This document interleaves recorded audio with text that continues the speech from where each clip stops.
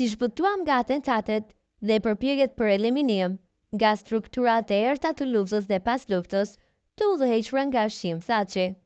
Një periudhë e errët e luftës dhe pas luftës, e mbushur me tradhti, eliminime dhe spastrime politike, u zhndërrua në një betejë për mbijetesë për familjen tonë. Projekti i Polarit, alias Hashim Thaçi, për të na zhdukur si familje nga faqja e Dheut ishte i qartë dhe me qëllime të mirë organizuara. Megjithatë, ky projekt kriminal nuk u realizua.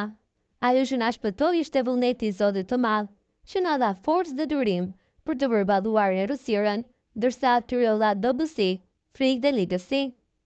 Arsyeja pse Hashim Thaçi, njohur në ato rrethana si Polari, ndërmori veprime të tilla fashiste ndaj nesh, ishte thjesht ne ishim përkrahas të institucioneve të Kosovës, të udhëhequra nga presidenti Ibrahim Rugova dhe mbështetës të kushtetutës së Kaçanikut.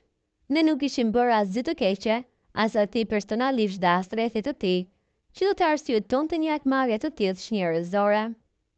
Hashim Thaçi e shkroi komunikatën numër 59 me një qëllim të vetëm, të na shpathet rrethtar për të justifikuar eliminimin ton fizik në emër të UÇK-s dhe të shtabit të tij, ndërkohë që vetë shihet pas 3 gërma dhe pozicionit të tillë dyfisht, urdhrat që morën vrasësin nga Polari kishin së synim zhdukjen e të gjithë atyre që kishin kontribuar në ndërtimin e shtetit të Kosovës, bazuar e të ushquara nga shërbime të vuaja antikombëtare, të cilat kishin vepruar kundër ekzistencës së Republikës së Kosovës që në fillesat e saj, në prapasken të tyre zhvillimeve, qëndronte vetë Hashim Thaçi.